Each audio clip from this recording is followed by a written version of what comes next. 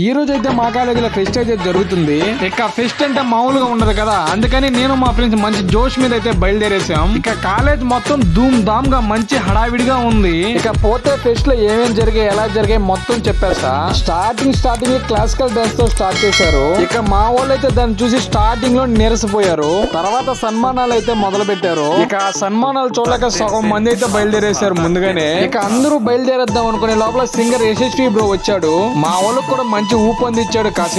కాసేపటి తర్వాత సాంగ్స్ కూడా మాకు బోరు కొట్టేశాయి. తర్వాత వెంటనే రియాజ్ బ్రో టీం రంగంలో దిగారు. రియాజ్ బ్రో టీం స్టేజ్ మీద ఉన్న సేపు ఫుల్ గా నవ్వుకున్నారు అందరూ. తర్వాత రాకెట్ రాఘవాణి టీం స్కిట్ వేశారు.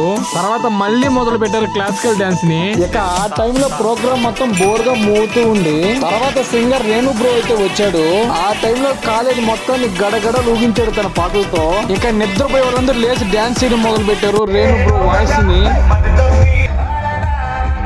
ఇక రేణు బ్రో పర్ఫార్మెన్స్ చూసి ఇక నేనైతే ఇంటికి బయలుదేరేసాను. మీరు కూడా ఫెస్ట్ కి వెళ్ళి ఉంటే బాగుందో లేదో ఖచ్చితంగా కింద కామెంట్ చేయండి.